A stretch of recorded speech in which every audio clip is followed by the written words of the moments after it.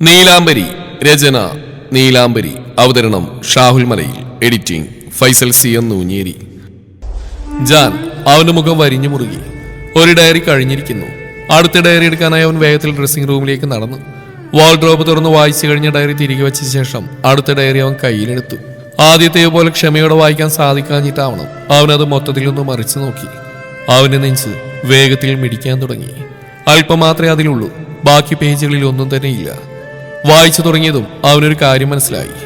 താൻ വായിച്ചു നിർത്തിയതിന്റെ കണ്ടിന്യൂറ്റി നഷ്ടമായിരിക്കുന്നു.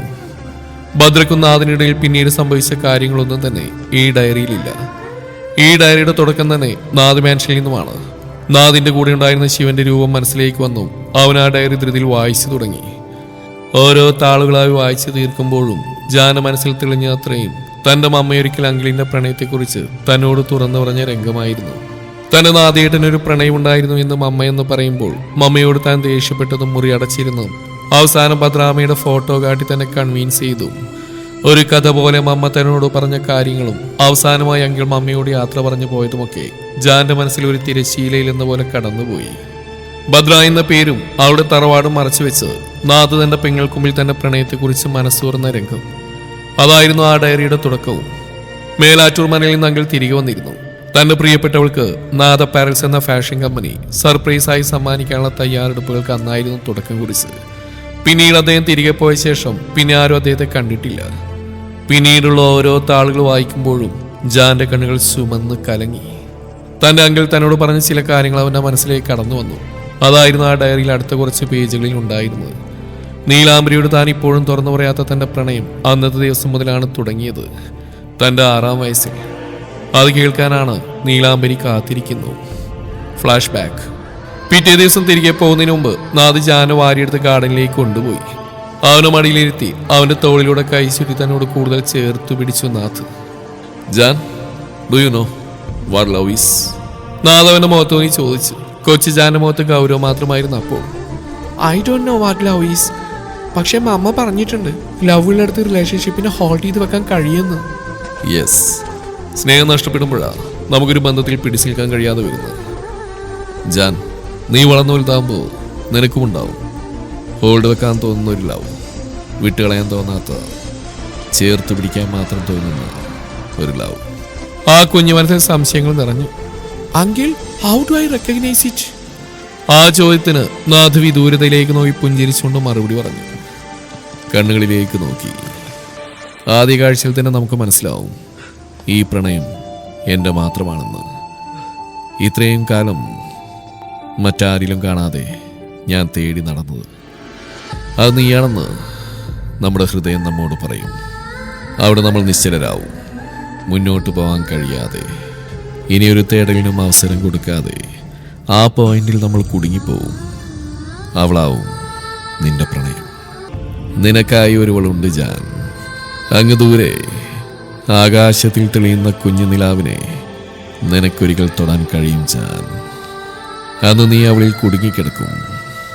അത് കാണാതെ പോയാ പിന്നെ ഒരിക്കലും തിരിച്ചു പിടിക്കാൻ കഴിയാത്ത നഷ്ടപ്രണയത്തിലേക്ക് നമ്മൾ കൂപ്പുകുത്തും. ഉള്ളതിനെ നഷ്ടപ്പെടുത്തി കിട്ടിയതിൽ തൃപ്തിപ്പെട്ടാൽ നിന്റെ മമ്മ പറഞ്ഞ പോലെ ഒരിക്കലും ഹോൾഡ് ചെയ്യാൻ കഴിയാത്തൊരു റിലേഷൻഷിപ്പിനെ ജീവിതത്തിൽ എവിടെയെങ്കിലും വെച്ച് നമ്മൾ പൊട്ടിച്ചെറിയേണ്ടി വരും. സോ തേടിക്കൊണ്ടേയിരിക്കുക. ആ കണ്ണുകൾക്കായി കിട്ടിയതിനെ സൂക്ഷിച്ചു വെക്കുക, ഈ അങ്കിളിനെ പോലെ. ഒരു കുഞ്ഞുകുട്ടിയോട് അത്രയും വലിയ കാര്യങ്ങൾ പറയുമ്പോൾ നാദിൽ ഒരു കഥ പറയുന്ന ലാഘവമായിരുന്നു. അത്രമേൽ നേർത്തുപോയിരുന്ന അവന്റെ സ്വരം. എന്നാൽ ജാന്റെ കുഞ്ഞു ഹൃദയത്തിൽ ആഴത്തിൽ തന്നെ വേരുറക്കപ്പെടുന്ന ഒരു തേടൽ രൂപം കൊണ്ടിരുന്നു അന്നു മുതൽക്കേ. ആ തേടൽ ഭാവിയിൽ ഒരു നിലാവിന്റെ കണ്ണുകളിൽ അവസാനിക്കും വരെ അവൻ തേടിക്കൊണ്ടേയിരുന്നു. അത് കാണാൻ പ്രണയം പറഞ്ഞു കൊടുത്തവനും ഉണ്ടായിരുന്നില്ല. അവന്റെ പ്രാണനെ ഭൂമിയിൽ ഒറ്റക്കാക്കി അവനൊരു യാത്ര പോയി. ഒരിക്കലും മടങ്ങിയെത്താൻ കഴിയാത്തൊരു യാത്ര. നാദ് പിന്നീട് പോയത് തന്റെ തറവാട്ടിലേക്കായിരുന്നു, ശ്രീമംഗലം തറവാട്ടിലേക്ക്. ബദ്രയുടെ വീട്ടിൽ വെച്ചെടുത്ത ഫോട്ടോകളൊക്കെയും അവൻ ആൽബങ്ങളാക്കിയിരുന്നു. അത് മറ്റാരും കാണാതെ ഒളിപ്പിച്ചു വെച്ചിരുന്നത് തന്റെ അലമാരക്കുള്ളിലായിരുന്നു. ഒളിപ്പിച്ചു വെച്ച ശേഷമാണ് അവൻ നാദ് മാൻഷനിലേക്ക് പോയത്. ഇപ്പോൾ അത് തിരികെ എടുക്കാൻ വന്നാണ്. താൻ ആരാണെന്ന് സത്യം ബദ്രയുടെ വീട്ടുകാരെ ധരിപ്പിക്കണം. എല്ലാവരെയും സമ്മതത്തോടെ അവൾ വിവാഹം ചെയ്യണം. തങ്ങളുടെ ഓർമ്മകൾ കാത്തു സൂക്ഷിക്കാൻ ഈ ആൽബം അവർക്ക് സമ്മാനമായി നൽകണം. ശ്രീമംഗലത്തിൽ നിന്നിറങ്ങിയ നാഥ് പിന്നീട് പോയത് അടുത്തുള്ള കൈലാസം തറവാട്ടിലേക്കാണ്. 2 ദിവസം രാമഭദ്രന്റെയും നിർമ്മലയുടെയും കൂടെ ചെലവിട്ടു. തന്റെ അച്ഛനമ്മമാരെക്കാൾ നാഥിന് പ്രിയം ഇവരോടായിരുന്നു. അവർക്ക് തിരിച്ചും അങ്ങനെ തന്നെയായിരുന്നു. നാഥേ, ഇനി എങ്ങോട്ടാ നിന്റെ യാത്ര? ഉച്ചഭക്ഷണം കഴിക്കുന്നിടയിൽ രാമഭദ്രനാണ് ആ ചോദ്യം ചോദിച്ചത്. ഞാനിപ്പോൾ വന്നിടത്തേക്ക് തന്നെ തിരികെ പോയി രാമച്ച. അവിടെ 1-2 കാര്യങ്ങൾ കൂടി ചെയ്യാനുണ്ട്. തിരികെ ചെല്ലാന്ന് ഒരാൾക്ക് അല്ല, 2 പേർക്ക് ഞാൻ വാക്ക് കൊടുത്തിട്ടുണ്ട്. പെട്ടെന്ന് തന്നെ തിരികെ വരും. ഒരു ചിരിയോടെ അവൻ പറഞ്ഞു നിർത്തി. അവിടെ നീ 3 മാസത്തോളം ഉണ്ടായിരുന്നില്ലേ? വാക്ക് കൊടുക്കാൻ മാത്രം ബന്ധങ്ങളൊക്കെ ആയോ? ആരാ ഈ 2 പേര്? ഒന്നും മിണ്ടാതെ ചിരിച്ചുകൊണ്ട് മാത്രം ഇരിക്കുന്നവരെ നിർമ്മലയൊന്ന് കണ്ണുറുക്കി നോക്കി. അതെ, എനിക്കൊരു ഇലച്ചോറ് കിട്ടാൻ സാധ്യത കാണുന്നുണ്ടല്ലോ. നിന്റെ ആ ചിരിയിൽ എന്തോ ഒളിഞ്ഞിരിക്കും പോലെ ഈ നിർമ്മലാമ്മയ്ക്ക് തോന്നുവാ. നേരാ നിർമ്മലേ, എനിക്കും തോന്നി നാഥേ. ഞാനറിഞ്ഞ സത്യമാണോടാ? നീ ക്യാമറ ഉപേക്ഷിക്കാൻ തീരുമാനിച്ചോ? നിർമ്മലയ്ക്ക് സപ്പോർട്ട് നൽകി രാമഭദ്രൻ മറുചോദ്യം ചോദിച്ചു. പൂർണ്ണമായിട്ടുമല്ല. ക്യാമറ ഉപേക്ഷിക്കാൻ എനിക്ക് ഈ ജന്മം കഴിയില്ല. ക്യാമറ ഉൾപ്പെടുന്ന ഒരു പദ്ധതി ഞാൻ പ്ലാൻ ചെയ്തിട്ടുണ്ട്. ഞാൻ ശിവയോട് അതിനെപ്പറ്റി സംസാരിച്ചിട്ടുണ്ട്. ഒരു ഫാഷൻ ഡിസൈനിങ് കമ്പനി സ്റ്റാർട്ട് ചെയ്യണം. അതെന്റെ ലക്ഷ്യം. അതാവുമ്പോൾ എന്റെ ക്യാമറ എനിക്ക് ഉപേക്ഷിക്കേണ്ടി വരില്ല. തയ്യൽക്കാരിക്ക് സർപ്രൈസ് കൊടുക്കാം. ഒരോളത്തിന് പറഞ്ഞുകൊണ്ട് പെട്ടെന്ന് അവൻ നാവ് അടിച്ചു. തയ്യൽക്കാരിയോ? അതാരാ? ഒരേ സമയം ഒരുപോലെ ചോദിച്ചു പോയി രാമഭദ്രനും നിർമ്മലയും. അത് പിന്നെ ഈ ഫാഷൻ ഡിസൈനിങ് എന്ന് പറയുമ്പോൾ ഒരുതരം തയ്യൽ കട പോലെ അങ്ങനെയല്ലേ? ഈ ഡ്രസ്സൊക്കെ സ്റ്റിച്ച് ചെയ്യുന്ന അതാ ഞാൻ ഉദ്ദേശിച്ചത്.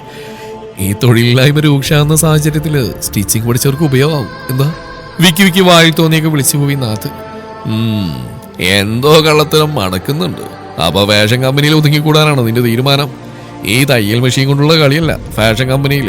അതിനൊക്കെ വലിയ വലിയ യന്ത്രങ്ങളുണ്ട്. തയ്യൽക്കാരികൾക്ക് അവിടെ വലിയ റോളൊന്നുമില്ല, അല്ലേ നിർമ്മലേ? രാമഭദ്രന്റെ ആക്കിയുള്ള ചിരിയിൽ നിർമ്മലയെ ഒപ്പം കൂടി. ഇനി ഇവരെ വളരാൻ അനുവദിച്ചാൽ തന്റെ മനസ്സിൽ ഇപ്പൊ ഇവരെ ചൂർന്ന് കണ്ടുപിടിക്കുന്ന മനസ്സിലാക്കിയ നാഥപതിയെ വിഷയം മാറ്റി. അവിടെ രാമച്ചന്റെ കൂട്ടുകാരൻ മിസ്റ്റർ ജയേന്ദ്ര മേനോൻ കിടന്ന് കയറ് പൊട്ടിക്കുക. മേനോൻ സാമ്രാജ്യം ശിവയെ കൊണ്ട് ഒറ്റയ്ക്ക് പറ്റില്ല എന്ന് പോലും പാതി കീറിന്റെ തലയിൽ വെക്കുന്ന തോന്നുന്നു. നോക്കാം. എന്തായാലും ഇതെന്റെ അവസാന യാത്രയാ. തിരികെ വന്ന് ശിവക്കൊപ്പം കൂടണം. അമ്മയുടെ അച്ഛൻ്റെ ആഗ്രഹം പോലെ ബിസിനസ് നോക്കി നടത്തണം. നല്ല തീരുമാനം മോനെ. എന്തിനീ രാമച്ചനും നിർമ്മലാമ്മയും നിന്റെ കൂടെ കാണും. കൈലാസം തറവാട്ടിൽ താൻ നട്ടുപിടിപ്പിച്ച നീലാംബരി ചെടിയുടെ അടുത്തേക്ക് നാഥ് കടന്നു. കിരണിന് കിട്ടിയ ശേഷം 2 തവണ താൻ ആദിവാസി ഊരിലേക്ക് പോയിട്ടുണ്ട്. അഗ്നിബാധയുടെ അവശേഷിപ്പുകളൊന്നും തന്നെ അവിടെ ഇപ്പോഴില്ല. പഴയ പോലെ തന്നെ തങ്ങളുടെ പരിമിതികൾ മുറുകെ പിടിച്ചുകൊണ്ട് അവിടെയുള്ളവർ ഇന്നും ജീവിക്കുന്നുണ്ട്. മരിച്ചവരെ കുറിച്ച് ആരും ഓർക്കാറുകൂടിയില്ല. അവസാനമായി പോയ ദിവസം ഒരു നീലാംബരി ചെടി വേരോടെ പിഴുതെടുത്തു നാഥ്. കൈലാസം തറവാട്ടിൽ നട്ടു നനച്ചു വളർത്തുമ്പോൾ അവിടെ താൻ കണ്ടതിൽ നിന്ന് വ്യത്യസ്തമായി വളർന്ന നീലാംബരി ഒരു കുറ്റിച്ചെടി പോലെ, ശേഷം ചെറുമരം പോലെ. കാലാവസ്ഥക്കനുസരിച്ച് നീലാംബരിയിൽ മാറ്റങ്ങൾ വന്നു. ഒരിക്കലും പുഷ്പിക്കാത്തവൾ ഇലകളാൽ പച്ച പിടിച്ച് നിന്നു. തിരുവനന്തപുരത്തേക്ക് ഇക്കുറി നാഥ് കാറിലാണ് യാത്ര തിരിച്ച്. തന്റെ പ്രിയപ്പെട്ടവളെ സുരക്ഷിതമായി തന്നെ കൊണ്ടുവരണമെന്ന ചിന്തയിൽ അറിഞ്ഞുകൊണ്ട് തന്നെ ശിവൻ അവനെ ഒഴിവാക്കി. ഇനിയുള്ള യാത്രയിൽ താൻ ഒറ്റയ്ക്കെന്ന് അവൻ തീരുമാനിച്ചു. അല്ലെങ്കിൽ തന്നെ ഈ 3 മാസക്കാലം കൊണ്ട് ഭദ്ര തന്റെ പ്രാണനിൽ അലിഞ്ഞു ചേർന്നത് ആരാണ് അറിഞ്ഞത്? തന്റെ ഉയിരിന്റെ തുടിപ്പ് അവിടെ ഉദരത്തിൽ മിടിക്കുന്ന എനിക്ക് അവൾക്ക് മാത്രമല്ലേ അറിയൂ. ആർക്കും അറിയില്ല. 2 ഉടലും ഒരു മനസ്സുമായി നടന്ന തന്റെ സുഹൃത്തിന് പോലും അറിയില്ല. പ്രേമന് വീട്ടിൽ തിരികെ എത്തിയ നാഥ് രാത്രി പാലമരച്ചോട്ടിൽ എന്നത്തെയും പോലെ അവളെയും കാത്തു നിന്നു. കിളിവാതിലൂടെ ഇരുട്ട് നിറഞ്ഞ വിദൂരതയിലേക്ക് ഉറ്റുനോക്കി ഭദ്ര കണ്ണുനീർ പൊഴിച്ചു. തന്റെ പ്രാണനെ, തന്റെ നാഥനെ കണ്ടിട്ട് ഇപ്പോൾ ഒരാഴ്ച പിന്നിടുന്നു. തന്റെ വയറ്റിലെ തുടിപ്പിൽ കൈ ചേർത്ത് അവൻ പറഞ്ഞ വാക്കുകൾ അവളുടെ ചെവിയിൽ മുഴങ്ങി കേട്ടു. ഞാൻ ഓടി വരും 2 പേരെയും കൊണ്ടുപോകാൻ. അതുവരെ കാത്തിരിക്കണം. എന്റെ പ്രാണനിധി സൂക്ഷിക്കണേ ഭദ്ര. അത് പറയുമ്പോൾ അവന്റെ ചുണ്ടുകൾ ഒരിക്കൽ കൂടി അവിടെ അണിവറിൽ മൃദുവായി അമർന്നിരുന്നു. ഭദ്രയുടെ കണ്ണ് നിറഞ്ഞു. അവനില്ലാത്ത ഒരാഴ്ച തന്റെ ജീവിതത്തിൽ സംഭവിച്ച പോലെ അവനുണ്ടോ അറിയുന്നു. ഇനി ഒരു നിമിഷം പോലും തനിക്കിവിടെ പിടിച്ചേക്കാൻ പറ്റില്ല. വരില്ലേ നാഥ, എന്നെ കൊണ്ടുപോകാൻ നീ വരില്ലേ? പ്രതീക്ഷയോടെ പാലമരച്ചോട്ടിലേക്ക് നോക്കിയ ഭദ്രയുടെ കണ്ണുകൾ വിടർന്നു. തൂവെള്ള ഷർട്ടും വെള്ളിക്കര മുണ്ടും ധരിച്ച് നാഥ അവളെ നോക്കി നിന്നു. എന്നത്തെയും പോലെ മരത്തിൽ ചാരിന്ന് തന്നെ നോക്കി പുഞ്ചിരിക്കുന്നവനെ കണ്ടതും ഭദ്ര തിരിഞ്ഞോടി. ഇരുളിനെ കീറി മുറിച്ച് ഭൂമിയെ ഉറ്റുനോക്കിയ കുഞ്ഞു നിലാവിന്റെ പ്രകാശത്തിൽ അവൾ സ്വയം നിയന്ത്രിക്കാതെ അവനരികിലേക്ക് ഓടി. കൈപിടിച്ച് പാലച്ചുവട്ടിലേക്ക് അവളെ കയറ്റുമ്പോൾ അവൻ ആകുലതയോടെ അവിടെ വയറ്റിൽ കൈ ചേർത്തു. പതിയെ എന്തിനാ ഇങ്ങനെ ഓടിയത്? വയറ്റിലുള്ള നമ്മുടെ മോളെ മറന്നോ നീ? അതിന് മറുപടി ഒന്നും പറയാതെ അവൾ അവനെ പൂണ്ടടക്കം കെട്ടിപ്പുണർന്നു. ഞാൻ കാത്തിരിക്കുകയായിരുന്നു. ഇവിടെ എനിക്ക് പറ്റുന്നില്ല നാഥ. എനിക്ക് ഇവിടെ നിൽക്കാൻ ഇനി വയ്യ. നമുക്ക് പോവാം, ഇപ്പൊ തന്നെ പോവാം. അവള് നെഞ്ചിലേക്ക് അമർത്തിപ്പുണർന്ന് അവൻ പാലമരത്തിലേക്ക് ചാഞ്ഞു. പോവാം. ആരെയും കാണാതെയും ആരോടും മിണ്ടാതെയല്ല. എല്ലാവരുടെയും മുമ്പിലൂടെ നിന്റെ കൈ പിടിച്ച് നെഞ്ചു വിരിച്ച് ഞാൻ പോവും. നിന്റെ അച്ഛനെയും ചേട്ടന്റെ ആർത്തി തീർത്തു കൊടുത്തിട്ട് നമുക്ക് പോവാം. എന്തറിഞ്ഞിട്ടാ നാഥ ഇങ്ങനെ പറയുന്നേ? അറിയോ നാഥന് ഈ ഒരാഴ്ചയിൽ എനിക്ക് എന്തൊക്കെയാ സംഭവിച്ചെന്ന്? ബദ്രയുടെ മുഖത്തേക്ക് അവനൊരു ആവലാതിയോട് ഉറ്റുനോക്കി. ആ നിറഞ്ഞ കണ്ണുകളിൽ അവൻ ഭയം കണ്ടു. നാഥ് പോയതിന്റെ പിറ്റേ ദിവസം രാത്രി ഉറങ്ങാൻ കിടന്നാണ് ഭദ്ര. തന്റെ വയറിൽ തഴുകി അവൾ സ്വയം പറഞ്ഞു, അച്ഛയുടെ മോളാണ് നീ? അത് അമ്മയുടെ മോനോ? നിന്റെ അച്ഛ പറയാണേ നീ മോളാണെന്ന്. അച്ഛൻ നിനക്ക് പേരിട്ടു, അറിയോ? നീലാംബരി. പറഞ്ഞുകൊണ്ട് ഭദ്ര പതുങ്ങി ചിരിച്ചു. പെട്ടെന്നാണ് വാതിൽ കൊട്ടി കേട്ടത്. അവൾ സാധാരണ എന്ന പോലെ വാതിൽ തുറന്നു. വേഗത്തിൽ അകത്തേക്ക് കയറി വാതിലടച്ച് കുറ്റിയുടെ രാമാനുജനെ കണ്ട് അവൾ പകച്ചുകൊണ്ട് പുറകിലേക്ക് വേച്ചുപോയി. രാമേട്ടൻ എന്താ ഇവിടെ? അമ്പരപ്പും അതിലുപരി ഭയത്തോടെയും പുറകിലേക്ക് ചൂടുകൾ വെച്ച് ഒതുങ്ങുന്നവൾക്ക് നേരെ ഇരുകൈകളും കൂപ്പി രാമാനുജൻ. കുഞ്ഞെ പേടിക്കല്ലേ, ഞാൻ ഒന്നും ചെയ്യില്ല. പുലരുന്നവരെ ഞാൻ ഈ മുറിയിലൊന്നിരുന്നോട്ടെ. ഇല്ലെങ്കിൽ അവരെന്റെ തുളസിയെ ഉപദ്രവിക്കും. മുറി കയറി കുഞ്ഞിനെ ഉപദ്രവിക്കണമെന്ന് അവർ പറഞ്ഞു. എനിക്ക് ഈ ജന്മതിന് കഴിയില്ല. അയ്യോ! അയാൾ ഇരുകൈകൾ കൊണ്ട് തലയിലടിച്ച് ആർത്ത് കരഞ്ഞു. ആര്? ഭദ്ര ഇടറിക്കൊണ്ട് ചോദിച്ചു. കുഞ്ഞിന്റെ ചേട്ടനോ അയാളുടെ അളിയനും? ശശിയേട്ടനോ? സ്വയം ചോദിച്ചുകൊണ്ട് ഭദ്ര ചുമരിലേക്ക് ചാരിന്ന് കരഞ്ഞു. രാമാനുജനും വാതിൽ തലമുട്ടിച്ച് കണ്ണുനീർ വാർത്തു. കുഞ്ഞെ, കുറച്ചു കഴിയുമ്പോൾ ശശിധരൻ വരും. കുഞ്ഞെന്റെ മുറിയിൽ വിളിച്ച് കയറ്റിയെന്ന പോലെ പെരുമാറും. മുറി കയറി വന്ന ശേഷം എന്തിനാ ഇതിപ്പോ പറയുന്ന രാമേട്ട? എല്ലാം കഴിഞ്ഞില്ലേ? ഏട്ടൻ വരുന്നവരാരാ കാത്തിരിക്കുന്നത്? നിങ്ങൾ വാദിക്കുന്ന മാറും. തുളസിയോട് നിങ്ങൾക്ക് അത്രയ്ക്ക് സ്നേഹം ഉണ്ടായിരുന്നെങ്കിൽ നിങ്ങൾക്ക് രണ്ടാക്കും ദൂരെ എവിടെയെങ്കിലും പോയി സുഖമായിട്ട് ജീവിച്ചൂടെ? അപ്പൊ അതല്ല കാര്യം. നിങ്ങൾ മോഹിക്കുന്നുണ്ടോ എന്റെ കൂടെ ജീവിക്കാൻ? രാമാനുജൻ ഒന്നും പറയാൻ മുഖം താഴ്ത്തി. കുഞ്ഞെ, ഞാൻ അങ്ങനെയൊന്നും. മതി. മേലാറ്റുമനയിലെ പെണ്ണിനെ കെട്ടിയ ഈ തറവാട്ടിൽ സുഖമായിട്ട് വാഴാല്ലേ? ഈ കുതന്ത്രത്തിൽ തുളസിക്കും പങ്കുണ്ടോ? ഇല്ല, അവൾക്കൊന്നും അറിയില്ല കുഞ്ഞെ. വേറെ ആർക്കും അറിയില്ല. സത്യം, എനിക്ക് തുറന്നു പറയാൻ തോന്നി. എനിക്ക് കുഞ്ഞിനെ ഉപദ്രവിക്കാൻ കഴിയില്ല. ഭദ്രയുടെ മുഖത്തൊരു പുച്ഛം എഴുതിച്ചു. വേഗത്തിൽ അവൾക്ക് അത് ഓർക്കാനായി നടന്ന നിമിഷം പെട്ടെന്നാണ് വാതിൽക്കൽ ശക്തിയിൽ മുട്ടുന്ന ഒച്ച കേട്ടത്. ഒപ്പം കൽപ്പനയുടെ ശബ്ദവും. തുറക്കടി വാതിരി, ആകെ താരേടി നീ കയറ്റി വെച്ചേക്കുന്നേ. രാമമാഷിനെയാണോ? നീ ശശിയേട്ടാ, ഓടിവാ. ഈ ഭദ്രയുടെ മുറിയിൽ ഞാനൊരു ആണ്ട് സ്വരം കേട്ടു. ഓടിവാ. ആ മുറിക്ക് പുറത്ത് എല്ലാവരും ഓടിക്കൂടി. ഭദ്ര ഭയത്താൽ വിറച്ചു. എല്ലാം പ്രതീക്ഷിച്ചെന്ന പോലെ രാമാനുജൻ കരഞ്ഞുകൊണ്ട് ഒരേ നിൽപ്പ് തുടർന്നു. ഭദ്ര വാതിൽ തുറക്കില്ലെന്ന് കണ്ടതും രാമാനുജൻ തന്നെ വാതിൽ പിളർക്കെ തുറന്നു. കാത്തിരുന്ന പോലെ ശശിധരനും ദത്തിനകത്തേക്ക് കുതിച്ചു. ഭാർഗവൻ നായർ കാഴ്ചക്കാരനെ പോലെ പകച്ചു നോക്കി നിന്നു. തുളസിയും കൽപ്പനയും രാമാനുജനെ മുറിയിലൊന്ന് കണ്ട് ഞെട്ടിത്തെരിച്ചു പോയി. അവരിതൊന്നും അറിഞ്ഞിരുന്നില്ല. തുളസിയെ ഏങ്ങലടിച്ചുകൊണ്ട് ഗോവണി ഇറങ്ങി ഓടി. രാമാനുജന്റെ കവിളിൽ ശശിധരൻ ശക്തിയിൽ അടിച്ചു. ശേഷം ഭദ്രയ്ക്ക് നേരെ തിരിഞ്ഞു. എത്ര നാളായി ഏർപ്പാട് തുടങ്ങിയിട്ട്? പറയണി പഴച്ചോളെ. വേലക്കാരനെ മുറി കയറ്റാൻ മാത്രം ഉണ്ടാകുന്നോടി നിനക്ക്. ഭദ്ര വിശ്വസിക്കാനാവാതെ ശശിധരൻ നോക്കി നിന്നു. എല്ലാം അറിഞ്ഞുകൊണ്ടുള്ള തന്റെ ഏട്ടന്റെ അഭിനയത്തിന് മുമ്പിൽ അവൾ അയാളെ തുറിച്ചു നോക്കി. പക്ഷെ അടുത്ത നിമിഷം ഊക്കോട് കൂടിയ ശശിധരന്റെ അടിയിൽ കവിൾ പൊത്തി അവൾ നിലത്തേക്ക് വീണു. മുടിയിൽ ചുരുട്ടി പിടിച്ച് വലിച്ചഴച്ച് ഭദ്രയെ മുറിക്ക് പുറത്തേക്ക് കൊണ്ടുവന്നു ശശിധരൻ. ഏട്ടാ, ഒന്നും ചെയ്യില്ലേ, എന്നെ വീട്. ഏട്ടാ, അച്ഛാ, ഒന്നും ചെയ്യില്ലേന്ന് പറച്ച. ഭാർഗവൻ നായർ ശശിധരന്റെ കയ്യിൽ കടന്നു പിടിച്ചു. നിർത്ത് ശശിധര, ആദ്യം കാര്യം താന്ന് അന്വേഷിക്കട്ടെ. അച്ഛാ, ഇനി എന്നെ നാവടപ്പിക്കാൻ നോക്കണ്ട നിങ്ങള്. നാട് നാട്ടിക്കും ഞാൻ ഈ കഥ. ഈ ആട്ടക്കാരുടെ കിടപ്പറയിൽ രാത്രി വീട്ടുവേലക്കാരൻ കയറിയത് എന്തിനാന്ന് ഞാൻ പറഞ്ഞിരുന്നു നിങ്ങൾക്കിനി. ഇനി ഞാൻ തീരുമാനിക്കും എന്താ വേണ്ടെന്ന്. മിണ്ടാതെ വായും പൂട്ടി നടന്ന നാണക്കേടുകൂടെ ആ കാര്യങ്ങൾ ഞാൻ കൈകാര്യം ചെയ്യും. മറിച്ചെന്നെ എതിർക്കാനാണ് ഭാവങ്കി ഈ നിമിഷം ശശിധരൻ ഇവിടെ നടക്കും. പിന്നെ അച്ഛനും അമ്മയും ഈ വഴച്ചവളെയും കൊന്ന് സ്വയം ചാവുന്ന നല്ലത്. ശശിധരന്റെ വാക്കുകൾക്ക് മുമ്പിൽ ഭാർഗവൻ നായരൊന്നും പതറി. ദത്തിനൊരു കാഴ്ചക്കാരനെ പോലെ പുഞ്ചിരിയോടെല്ലാം നോക്കി നിന്നു. കൽപ്പനക്കൊന്നും മനസ്സിലായിരുന്നില്ല. ഭദ്രയെ നിലത്തിട്ട് ചവിട്ടാനായി ശശിധരൻ കാലുയർത്തിയതും ഭദ്ര കൈകളെടുത്ത് അയാളെ തടഞ്ഞു. വേണ്ട, എന്നെ ഒന്നും ചെയ്യില്ലേട്ടാ, ഞാൻ ഗർഭിണിയാ. ഭദ്ര പറഞ്ഞു. ശശിധരനും ദത്തിനും കൽപ്പനയും ഭാർഗവൻ നായരും രാമാനുജനും എല്ലാം ഒരുപോലെ ഞെട്ടി. തുളസി ഗോവണിക്ക് താഴെ നിന്ന് തേങ്ങിക്കരഞ്ഞു. ഭദ്രയുടെ ശരീരത്തിൽ കുറച്ചു നാളുകളായി ഉണ്ടാകുന്ന മാറ്റം തുളസി ശ്രദ്ധിച്ചതാണ്. ഇടയ്ക്കിടയ്ക്ക് ഓക്കാനും തലയുറ്റലും ഭക്ഷണത്തോടുള്ള വെറുപ്പുമൊക്കെ കാണി തുളസി ഭയപ്പെട്ടിരുന്നു. രാമൻ മാഷിനെ സംശയിച്ചിരുന്ന തുളസിയുടെ മനസ്സിൽ തന്റെ പ്രിയപ്പെട്ടവന്റെ മുഖം തെളിഞ്ഞു വന്നു. തുളസിക്ക് സങ്കടം സഹിക്കാൻ കഴിഞ്ഞില്ല. രാമാനുജനെ മുറിയിലേക്ക് അയറ്റിവിട്ട ശശിധരനും ദത്തനും പോലും ഒരു നിമിഷം രാമാനുജനെ തന്നെ പകയോടെ നോക്കി. ശേഷം ഭദ്രയുടെ നേർക്ക് ക്രൂരമർദ്ദനമായിരുന്നു ശശിധരൻ അഴിച്ചു വിട്ടത്. ആ ഒരാഴ്ച മുഴുവൻ പട്ടിണിക്കിട്ടും തള്ളിച്ചതും ശശിധരൻ മാറി മാറി ചോദിച്ച ചോദ്യം ഇതായിരുന്നു: രാമാനുജനോ രാമമാഷോ? ഭദ്ര അപ്പോഴും മൗനം പാലിച്ചു. രാമാനുജൻ ആ ദിവസങ്ങളിൽ മൗനമായി തന്നെ തുടർന്നു.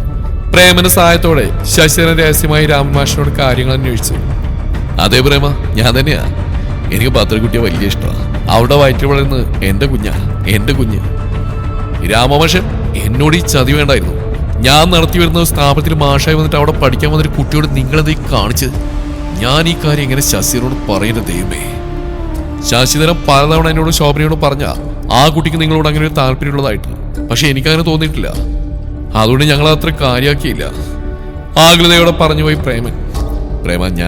ഞാൻ അവളെ കെട്ടിക്കോളാം. നീ എങ്ങനെയെങ്കിലും ശശിധരനൊന്ന് പറഞ്ഞു മനസ്സിലാക്കുക. അവർക്കാർക്കും എതിർപ്പൊന്നും ഉണ്ടാവില്ല.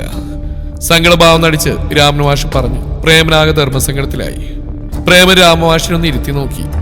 ഒരു ജുബയും മുണ്ടുമാണ് വേഷം. മുടിയൊക്കെ അല്പം നീട്ടി വളർത്തിയിട്ടുണ്ട്. തന്നേക്കാൾ 1-2 വയസ്സ് പ്രായക്കുറവ് കാണാൻ അത്ര ഭംഗിയൊന്നുമില്ല. എങ്കിലും ഭദ്ര എങ്ങനെയാ ഇയാളുമായിട്ട് അടുത്തിട്ടുണ്ടാവുക? വിവരം അറിഞ്ഞ ശശിധരൻ കൂടുതൽ കുപിതനായി. തന്റെ പെങ്ങളുടെ ഭാവി തുലയുമെന്നും ഈ വിവരങ്ങൾ നാട്ടിലാരോടും പറയരുതെന്നും പ്രേമനോട് ശശിധരൻ പൊയ്മുഖത്തോട് അപേക്ഷിച്ചു. എന്നാൽ രാമൻ മാഷ് പറഞ്ഞ കാര്യങ്ങളൊക്കെയും ഭദ്ര അതിശക്തമായ എതിർത്തോടെ വീണ്ടും സംശയം രാമാനുജനിലേക്ക് നീണ്ടു. വേറെ നിവൃത്തിയില്ലാതെ ഭദ്രനാഥിന്റെ പേര് പറയാൻ നിർബന്ധിതയായി. നീ നിനക്ക് വേറെ ആരെയും കിട്ടിയില്ലേടി ഒരുമ്പെട്ടോളെ? നിന്റെ ഗർഭം ചുമക്കാൻ നീ കണ്ടുപിടിച്ച ആളുകൊള്ളാം. ഒരു ദിവസമോ മറ്റോ മാത്രമേ അയാൾ ഇവിടെ വന്നിട്ടുള്ളൂ. അതൊരു താല്പര്യമില്ല, വന്ന് പേര് മാത്രം എന്തോ കഴിച്ചിട്ട് പോയി. പിന്നെ ഞങ്ങളാരും അയാളെ കണ്ടിട്ട് പോലും ഇല്ല. അവനിതാ മായ വീട്ടിൽ വന്ന് നിന്റെ വയറ്റിലുണ്ടാക്കിയിട്ട് പോയോ? ഞങ്ങൾ ആരും കണ്ണോട്ടരെന്നല്ല. നിന്റെ മുറിയിൽ നിന്ന് രാമാനുജൻ ഇറങ്ങി വന്ന് ഇവിടെ എല്ലാവരും കണ്ട കാര്യം തന്നെയാ. അവന് ഏതാണ്ട് സമ്മതിച്ച മട്ട. വേലക്കാരന്റെ കൂടെ കടന്നപ്പോ നീ അറിഞ്ഞിട്ടില്ലടി വയറ്റിലുണ്ടാവുന്ന. ഇപ്പൊ നാട്ടുകാരറിഞ്ഞ് നാളക്കേടാവുന്നപ്പോ അവൾ ആ ഊര് തന്നെ നടക്കുന്നവന്റെ തലയിലെല്ലാം കൊണ്ടുവയ്ക്കാൻ നോക്കുക. കൽപ്പന ഭദ്രകാളിയെ പോലെ ഉറഞ്ഞാടി. ഒപ്പം തുളസിയെ നോക്കി അലറി. തുളസി, കൊണ്ടുപോകാത്. ഇവളെ കൊണ്ട് കുടിപ്പിക്കുക. ആ മരുന്ന് ഉള്ളിച്ചെന്നാ നാളെ നേരം വെളുക്കുമ്പോ രണ്ട് ഭാഗത്താവും. ഒരു ഗ്ലാസ്സിൽ കൽപ്പന പറഞ്ഞ മരുന്നുമായി തുളസി വന്നു. ഭദ്ര ഒരു പകപ്പോടെ ഇരുവരെയും മാറി മാറി നോക്കി. വേണ്ട തുളസി, എന്നോട് ഇങ്ങനെ ചെയ്യരുത്. ഞാൻ പറഞ്ഞ സത്യം. എന്റെ വയറ്റിൽ വളർന്ന നത്തന്റെ കുഞ്ഞ. ഞങ്ങൾ എവിടെയും പോയി ജീവിച്ചോളാം. ഒരിക്കലും അവകാശം പറഞ്ഞ് തിരികെ വരില്ല.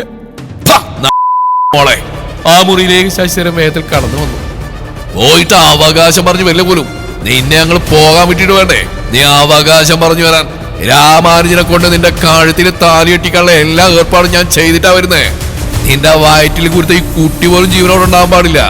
ഉണ്ടായ നാളെ അവകാശം പറഞ്ഞു വരുന്ന അതായിരിക്കും. ഈ മരുന്ന് കുടിച്ചാ നീ ഇനി ഒരു കാലത്ത് ഒരുവന്റെയും ഗർഭം ചുമക്കേണ്ടി വരില്ല. അയാളുടെ മുഖത്തെ വന്യതയിൽ ഭദ്ര ഭയന്ന് കുറച്ച്. അയ്യോ, അങ്ങനെ ചെയ്യല്ലേ ശശിയേട്ട. എന്റെ കുഞ്ഞിനൊന്നും ചെയ്യല്ലേ. ഞാൻ നിങ്ങൾ പറയുന്ന എന്ത് കേട്ടോളാം. എന്റെ കുഞ്ഞിനെ നശിപ്പിക്കല്ലേ ശശിയേട്ട. എടുത്തി ഒന്ന് പറയെടുത്തി. ഞാൻ രാമാനുജനെ വിവാഹം കഴിക്കാൻ സമ്മതിക്കും. എന്റെ കുഞ്ഞിനെ കൊല്ലാടുന്ന മാത്രം മതി. പക്ഷെ ഭദ്രയുടെ നിലവിളി ആരും കേട്ട ഭാവം നടിച്ചില്ല. കട്ടിൽ ബലമായി പിടിച്ചവളെ കിടത്തി. ഭദ്രയുടെ കാലുകൾ ബലമായി പിടിക്കുമ്പോൾ തുളസിയുടെ ദയനീയ ഭാവത്തിൽ ഭദ്രയെ നോക്കി.